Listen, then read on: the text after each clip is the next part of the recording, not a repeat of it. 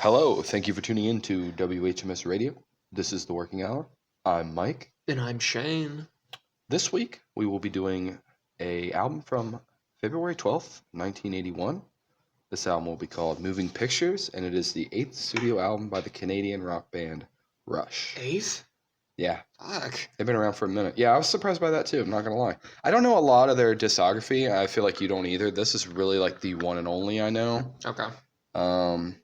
They have like a really long greatest hits album my dad had a copy of Vapor Trails, but I don't think I ever really listened to it. But this is probably like one of my childhood favorites. Like I'm wearing Fleetwood Mac. That was one of my dad's CDs that I really got into. Respect. Moving Pictures by Rush was another one that I was always like, I liked. Like I would play it without my dad even being around, but it was also one that I listened to probably quite a few times with him, like traveling and stuff. The album was recorded October to November of 1980 at Le Studio in Morin Heights, Canada. The genre is labeled as progressive rock hard rock. The overall length is 40 minutes and 3 seconds. The label was Anthem. The producer was Terry Brown. Moving Pictures received a positive reception from contemporary and retrospective music critics and became an instant commercial success. It reached number 1 in Canada and number 3 in both the United States and the United Kingdom. It still remains to be Rush's highest-selling album in the United States, with 5 million copies sold. The singles were Limelight, Tom Sawyer, and Vital Signs. They were all released across 1981. And the instrumental YYZ was nominated for a Grammy Award for Best Rock Instrumental Performance. In 2023, Sean Murphy of Pop Matters wrote, "Moving Pictures is, without any question, not only Rush's masterpiece, but one of those rare albums that emphasizes an era. It represents both... Epitomizes. Okay, I was like, what is that word? This was the peak of the band's development, as well as the blueprint for Rush's later work. He also credited the album as a template of sorts for how rock albums would be produced in the 1980s. So... that's all I have for the intro to the album. Do you have any little tidbits you want to add or anything like that? Not really. I did do a little bit of research, but I didn't list any just because it wasn't the album that I picked. I did see that it is highly regarded. Yeah. Like it's considered X number of like the greatest albums ever. Mm-hmm. Yeah, it's on the list. And not to spoil my thoughts on the album or anything, but yeah, I can see why. Yeah. So. And it's short. What do we got here? 8 tracks, I believe? 7? Something like that? I didn't number them, so this will be interesting. 7, yeah. 7 and 7. 7 and 7. So, you want to get right into it? Yeah, let's roll right into it. We'll roll on to track number 1. Certainly an iconic Rush song. We have Tom Sawyer coming in at 4 minutes, 35 seconds. Like I said, this is easily one of the most recognizable and iconic Rush songs of all time. I feel pretty confident saying that. I always think of 2 animated shows. We kind of talked about this before the pod, but there was an episode of Aqua Teen Hunger Force where Meatwad is just humming the Tom Sawyer riff. There's also an episode of Family Guy where they did a skit, Chester the Cheetah, and he's doing a line of coke. Yeah. And he I think he punches the mirror. I can't remember. I meant to make a point and look it up, but I did not do that. But it's like a pop culture thing almost. I feel like a lot of people vibe to it. I thought.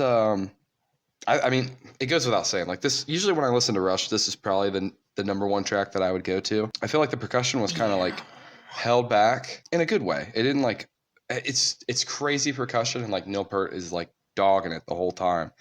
But I thought there was parts where he kind of held back and it just I don't know, the bass and the guitars kind of flowed because it's only 3 guys. I should have mentioned the band members. We might have to edit that in. There's some iconic lyrics too. No, his mind is not for rent to any god or government. Always hopeful yet discontent. He knows changes aren't permanent, but changes. I have a little snippet here from 1985. It was a backstage club newsletter by drummer and lyricist Neil Peart. He said, Tom Sawyer was a collaboration between me, myself, and Pi Du Bois, who was an excellent lyricist who wrote the lyrics for Max Webster. His original lyrics were kind of a portrait of a modern-day rebel, a free-spirited individualist, striding through the world wide-eyed and purposeful. I added themes of reconciling the boy and the man and myself, and the difference between what people are and what others perceive them to be, namely me, I guess. Which I didn't know Neil Peart did a lot of the lyrics on this album. I don't know if you seen any of that. I always thought he not. was just a drummer, but apparently he wrote a lot of it. I gave this a pretty high score. I gave this a 9.1. It's one of my all-time favorite.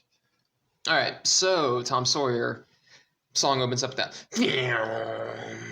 kind of like set the mood. I do feel like it is an interesting song to like kind of. It's very high energy. No, totally, and I mean it's an interesting song to like kick off the album, like because there is a lot of like effects heavy. Like because I was wondering, I'm like, what's the effects? Is that like a synth? And it's like it's keyboard. But yeah, and then like the drums kick off, accompanied by like spacey sound effect from the keyboard. You are right though. The drums like are kind of holding back like a little bit, and I feel like that like happens at different I points. think that's what like, makes Neil Peart like really good. Yeah. Because Yeah. it gets crazy. Hmm. Even like YYZ, the instrumental, and Tom Sawyer, it is like crazy good. Yeah. No, there's I feel like every instrument like at a point is a little bit more reserved because it's giving something else time to shine. You know what I mean? I'm like, drums pull back so the bass can do its thing. Bass pulls back so the guitar can really shine. You know what I mean? There's a lot of that. Give and take. And when they shine, it's like really fucking good. Yeah. So the vocals come in, then the drums, the effects, and guitar, they all like really hit at once. I'm sure listening to this when it first came out made you feel like the coolest person you knew. I'm sure. My mind immediately went to like the Chester the Cheetah, like Yeah. and Just easy doing a being line. cheesy. I don't know like what you could compare Tom Sawyer to. Like there's not really another track that I can think of off the top of my head that you can compare it to. Yeah, it's like a 1-to-1. Mhm. No, I can't either. It's honestly. iconic, yeah. In that regard, anyways. But the music slows down. The vocals slows down with the vocals around like 110. The bass, while not always active in the song, is like very welcome and a solid addition on some of the musical breakdowns. Look around like the 2-minute mark specifically. There's a musical breakdown that's really solid there with the bass. The vocals have some effects on them around like 130, giving them like a little bit of an echo. The day's Tom Sawyer, he gets high on you, and the space he invades, he gets high on you. But I was like, oh, Space Invaders reference. I'm assuming that's what it is because the game Space Invaders only came out like 3 years prior to this. Could be. So, A. Keyboard gives some great electronic and spacey vibes to the song. There's some like very rapid drumming at 235, and then like really heavy drumming at 238. Guitar coming in at 356 on the outro only stood out to me. Only stood out to me despite the song like kind of winding down. The guitar like kind of keeps the energy strong into the outro, leading to the fade out. Yeah, I really like. I mean, what else is there? Yeah, to it's really hard to say even say about anything this? because it's like, I mean, if you're here, you probably already know. You know what the deal is. It's a Yeah. classic song. It's a banger. What did you give it? I gave it a 9.1, I believe. I gave it a 9.2. Nice. So on to track number 2. We got Red Barchetta. Come in at 6 minutes and 10 seconds. There's quiet little guitar fade in, followed by the keyboard, drum cymbals, and bass. 20-second mark. I like the guitar has an almost gleam to it a little bit. Song picking up around 32 seconds. Lyrics around 45. My uncle has a country place that no one knows about. He says it used to be a farm before the motor law. At 112, the guitar and drums bounce off each other, with the guitar being kind of scratchy and twangy. By comparison to Tom Sawyer, the song is a bit more straightforward and less electronic. At 227, guitar squeals and the tempo picks up. Yeah, like tempo It's supposed picks to up. like imitate a car. Like makes sense. Yeah. Music becomes more punchy, syncing up with Geddy's vocals very well. And now the electronic nature of like what came before comes back in on this song. At 321, I like the effects on the guitar, the drumming at 342, rapid and start high pitched before becoming deeper. I spin around the shrieking tires to run the deadly race, go screaming through the valley. as another joins the chase. The lyrics and like they're very adventurous and carefree. The vocals do a great job to drive home the high octane energy of the song. At 5:06 through the rest of the song, it pretty much just goes full instrumental. And then the gleaming guitar comes back to close out the song. I gave this a 7.7 out of 10. Okay, I'm actually a little bit lower than you on this one. I thought this was like a polar opposite of track one from the get go. It's a lot less energizing. It's a little bit more reserved with like the smooth guitar. It's like a Mm-hmm. on the intro, and then kind of funnels into like the full band sound. It's kind of pretty, especially compared to Tom Sawyer, where there's just so much more energy. This one is a little bit more lax and more soothing. Getty's vocals are delivered in a smooth and like clear way, not as urgent as in Tom Sawyer. He's almost like he's not yelling either, so it's a lot. It's more of like a singy song, I will say. It's also a storytelling song. The inspiration for this song jumped from the pages of a 1973 article in Road and Track. It was an article called "A Nice Morning Drive" by Richard S. Foster, and it captured his imagination and took him to another time and place. Red Barchetta tells the story of a futuristic time where certain vehicles are prohibited by the quote-unquote motor law. The narrator's uncle managed to preserve one of these illegal vehicles. He secretly keeps it away at his country home for 50-odd years, as the song tells us. The narrator, who is clearly not one like to be led down by society and be like, conform or whatever, Sure. made it a point to escape his his boring life and head to his uncle's country place and take the car for a spin. And this is kind of like he's just like his weekly crime and all that. This track, while not as bold and like crazy as Tom Sawyer, it captures the different side of Rush and kind of like shows a little bit more range. Because this one is, I don't know, I don't want to say it's like a hidden track, but I feel like it's one that probably doesn't get a lot of love, especially compared to track one. Mm-hmm. And it is like quite a drop off in energy, as I know I've said a couple times now. The music does kind of swell at points and gets upbeat, kind of like you were talking with the guitar, like screeching and stuff like that. I gave this a 7.3. It's a solid song. Bonus points for the car references and storytelling, which kind of makes it a little bit nostalgic for me, but just not a song I'm crazy about. Moving on, though, to track number 3, we have YYZ coming in at 4 minutes, 26 seconds. The intro is a little like overwhelming, especially if you have it cranked really loud, because it's just like I can't remember exactly, but you know what I mean. It's Mm-hmm. like just banging and like a lot of percussion, and that's like I don't want to say like it's for a minute. I'd say like 15 to 30 seconds maybe. Yeah. I didn't put a lot for this because it's an instrumental, but there is a lot going on. There's like multiple phases throughout this song. The guitars, both bass and lead, are in a nice flow each other like throughout the song. Neil is keeping it pretty simple for like what Neil does, but it's also like there's just so much going on with the percussion and the sound effects. So at times it just gets crazy.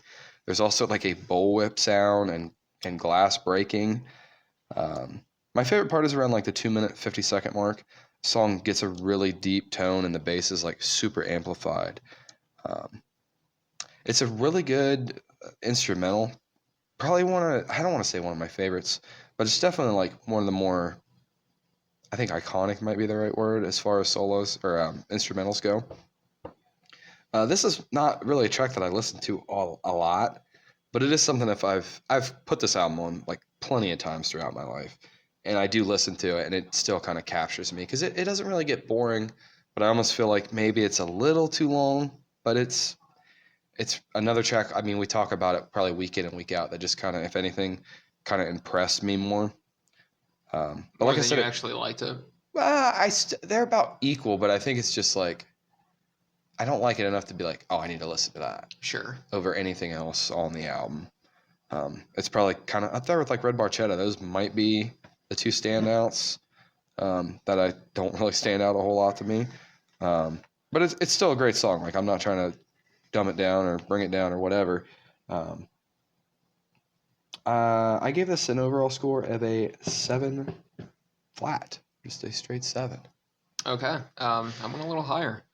Yeah, I got some ringing tiny bells start the song for about the first like 5 seconds before the instrumentation comes in.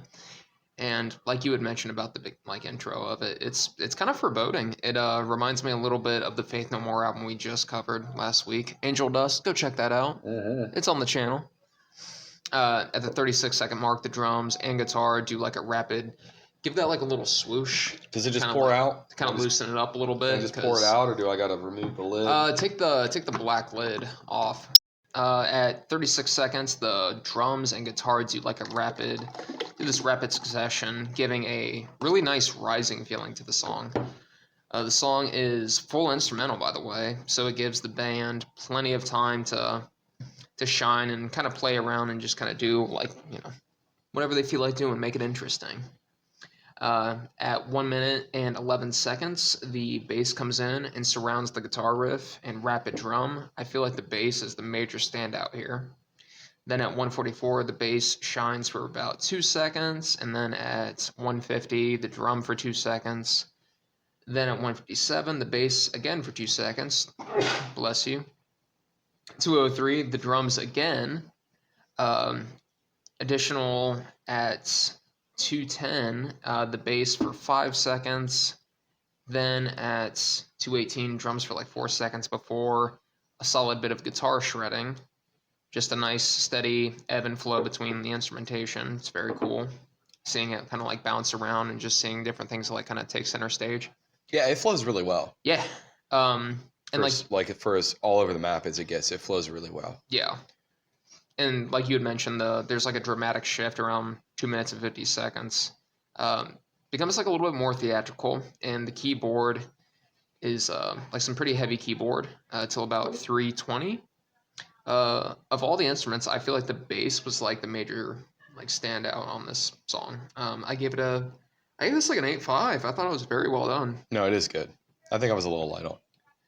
I tend to not give instrumentals really high scores. Did you though on YYZ? Did you ever think it had like a Latin Spanish theme for like a little bit? Maybe a little. It made me think of like bullfighting for some reason at like a certain part. I can't remember exactly where at in the song, but just like a little, I don't know. Okay, I see it. Yeah. I feel like yeah. On to track number 4, coming in at 4 minutes and 19 seconds. We have Limelight. The guitar riff, like right off rip, really pulls you in, like right in to like the rocking vibe. The drums hit, the bass, the keyboard. Getty on vocals, on the vocals on this always made me feel like pretty happy and a little uplifted. Just having like a living on the lightest stage. Like just feels good. The unreal. For those who think and feel. All right, I'm done with that. Oh fuck, here we go. Living on the lighted stage approaches the unreal for those who think and feel in touch with some reality beyond the gilded cage. The chorus at the 1 minute mark gives some like pretty dramatic weight, paired with the song like revving up at 1:10. All the world's indeed a stage. We are merely players, performers, and portrayers, each another's audience outside the gilded cage. At 2:37, the musical breakdown gives some dramatic weight to the song. The drums are fast as ever. The bass steady. The guitar shredding.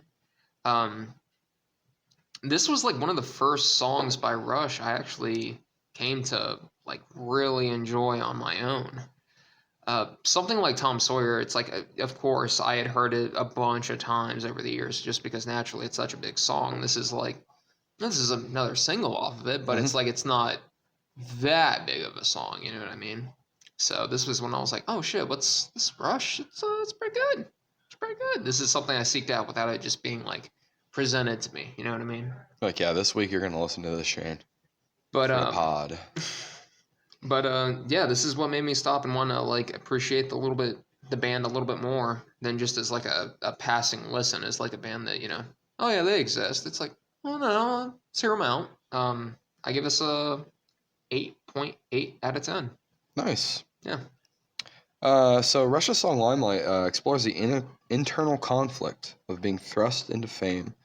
This was expressed through like the lyrics of Neil Peart. He apparently is an introvert and he found the public attention kind of overwhelming. The song kind of compares life being on stage, a metaphor borrowed from Shakespeare, as you like it. It kind of highlights the discomfort of being constantly watched and the need to build internal barriers for like self-preservation. I think this is like in the top 3 best lyrically written songs on this album. Um, the way it just flows, like living in a fisheye lens, caught in the camera eye. I have no heart to lie. I can't pretend a stranger is a long-awaited friend. And I had the same line as you. All the world's indeed a stage. We are merely players, performers, and portrayers.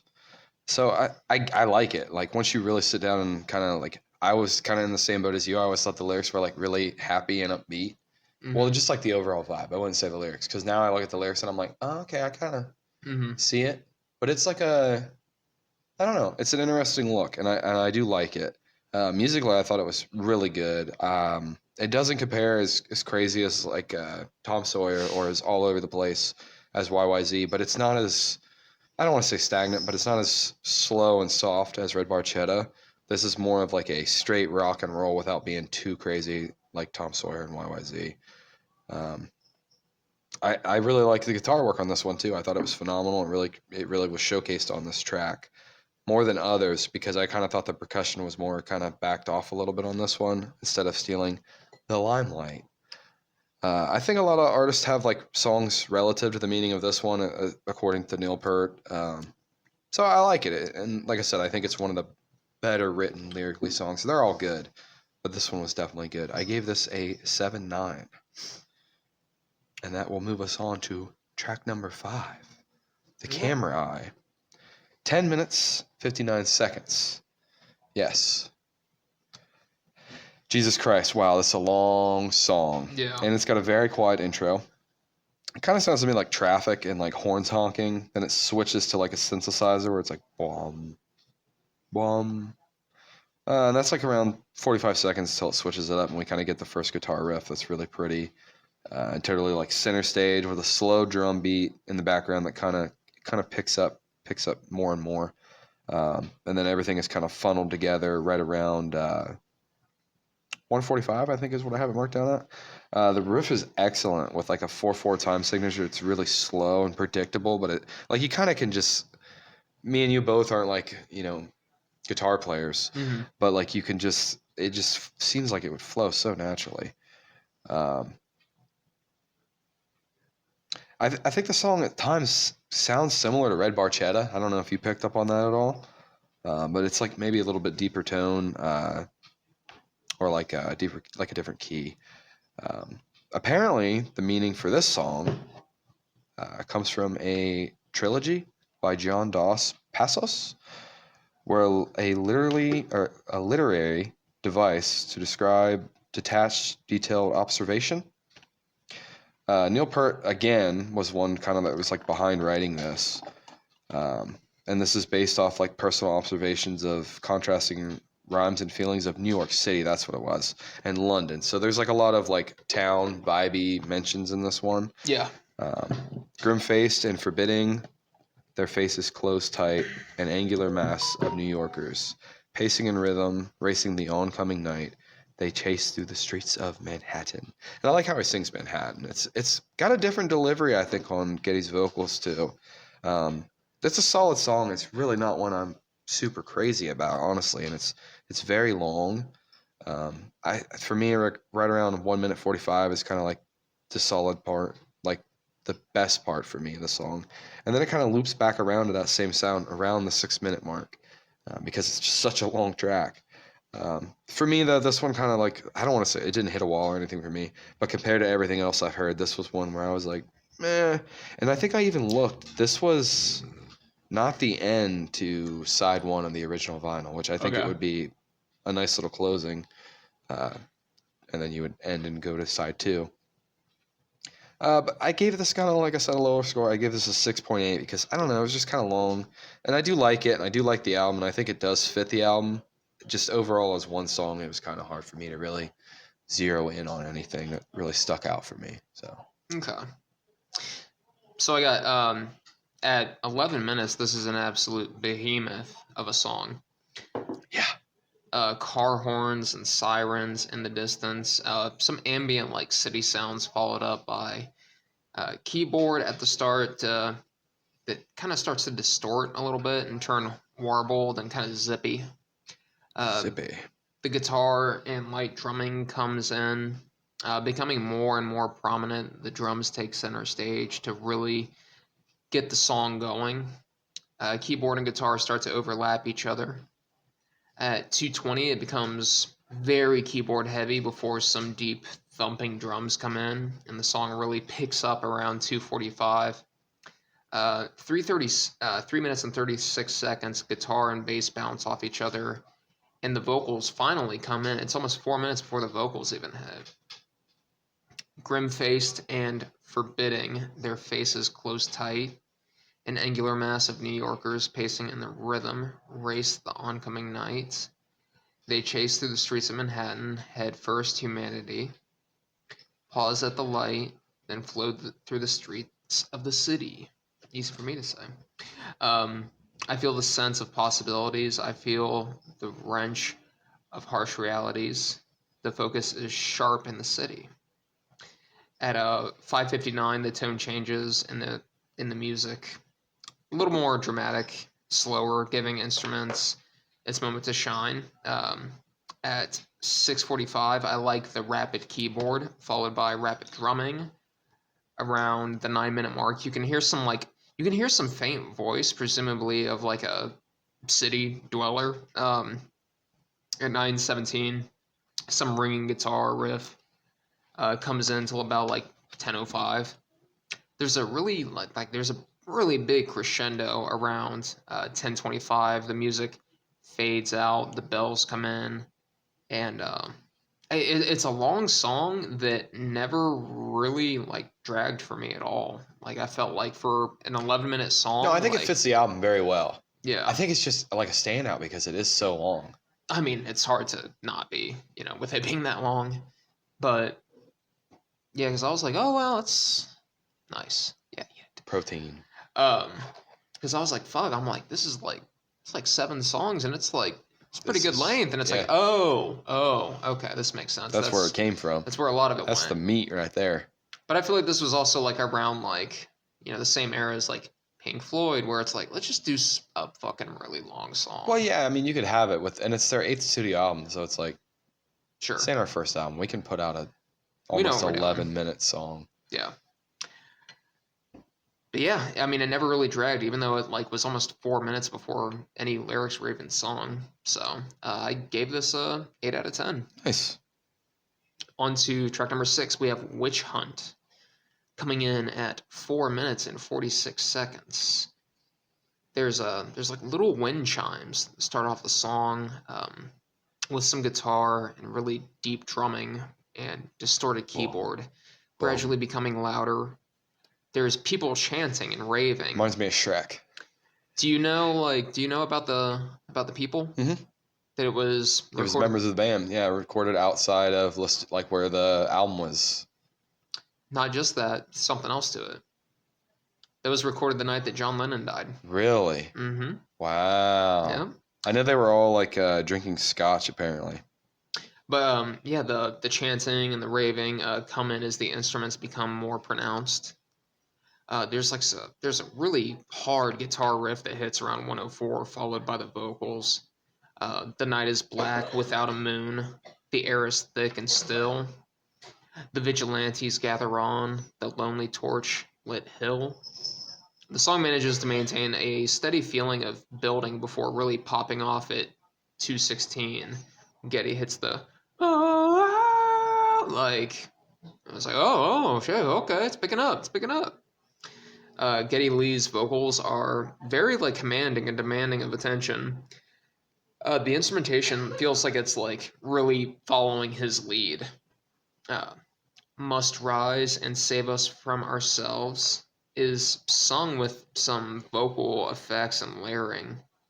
At 4:32, the song hits a climax and the keyboard kind of rings out to close it out. But the song, like, I don't know, it has like, I don't know, has themes of like, government being like and way too much power and too much Yep. controlling of like what we do and read or just all this shit. And I'm like, okay, So all relevant, right, yeah. probably always will be. So Fuckers. I gave it a 8.9 out of 10. Nice. So yeah, the song kind of opens up with like the sounds of a mob, which, like you said, was recorded outside the studio that the album was recorded at. I didn't know it was when Lennon died, though. That's a neat little fact.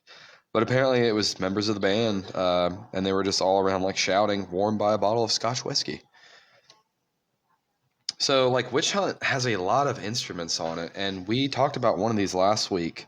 The Glockenspiel was used on this. Okay. Also, gong bass drums, to be specific, wind chimes, tubular bells, conga, cowbell, a vibra-slap, alongside your normal Rush instruments, the electric guitar, bass, and keyboards, normal percussion.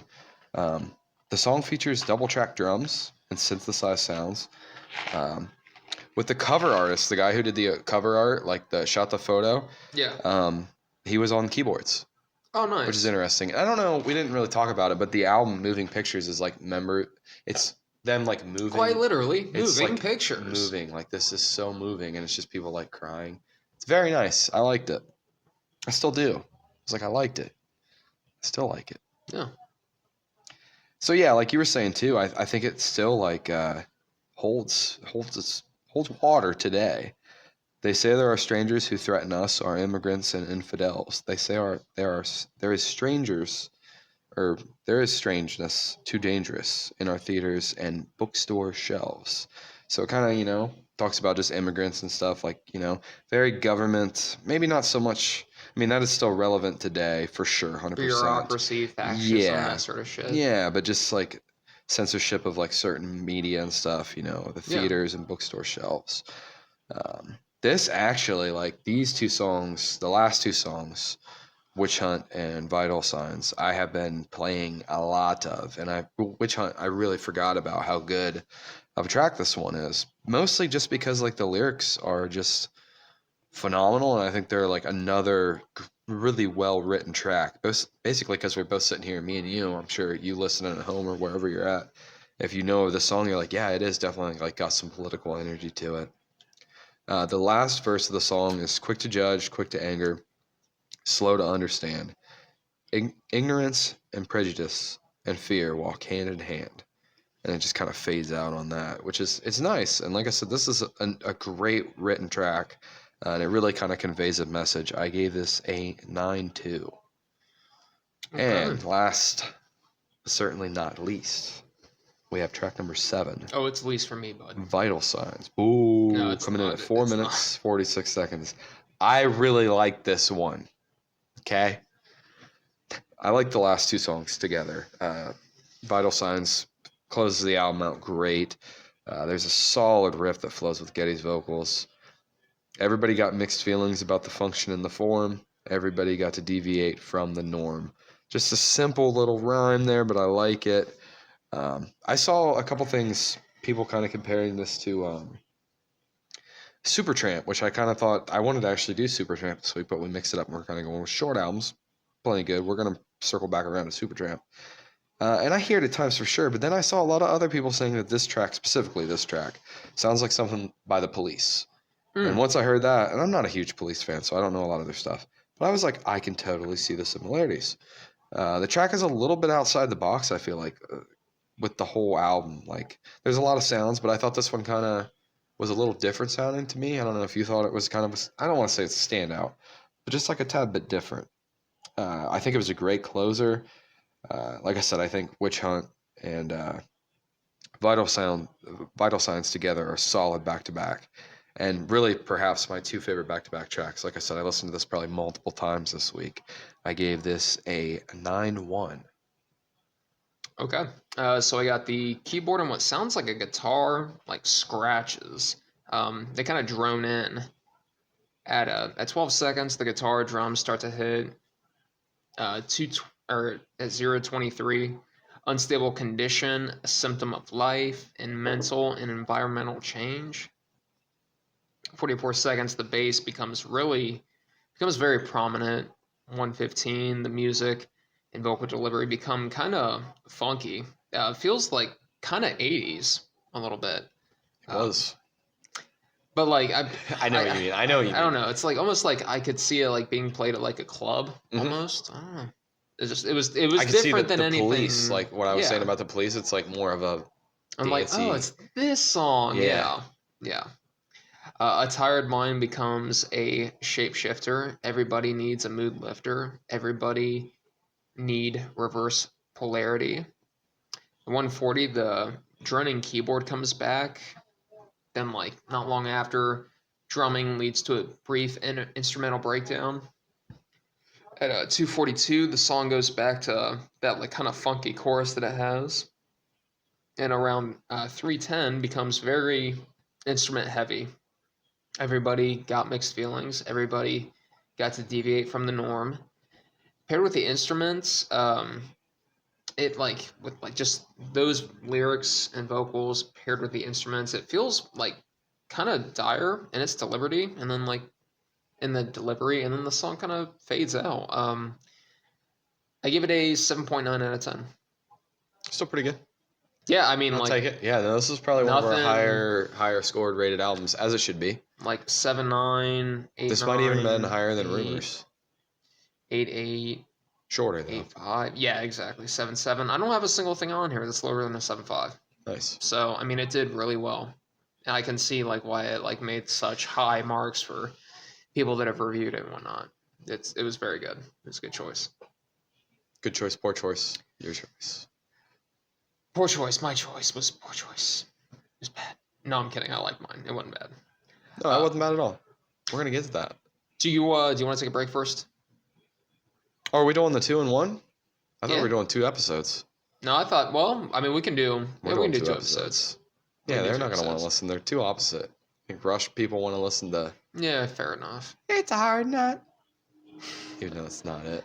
Fair enough. All right. Well, so yeah, the whole reason we're doing 2 episodes this time around is We're recording 2 at a time. we're yeah. recording 2 at a time. Usually we only do this when we jack the audio up on one of them, and then we just have to next week Double when we down. see each other. It's just we gotta work Yeah. double working hour overtime. No, this time, next week I'm gonna be out of town, so we're not Going gonna to be able Utah. we're not gonna be able to do Work. a fucking review next week. So I, on another interesting note, though, am going to see my queen bee, Tuesday. Maybe. Okay, you. All right. I hear you. It's my hall pass. Right on. Where's she gonna be playing? The Shot in Student Nice. Center. Okay. Hell yeah, dude. What's your seating like? I have no idea. You gonna find out? I didn't ask. Okay. Lindsay's pretty much a baller when it comes to tickets, though. She don't care what she spends, so they're probably pretty decent. Respect. I've never been seen a concert at the Shot, so Let me know what you think. will do. Most definitely. All right, you ready to get on to album number 2? Yeah, let's go ahead and wrap this one up, and we'll move right on. All right, guys. Well, we appreciate you tuning in. Thanks for listening. This has been The Working Hour. Until next time. Don't work too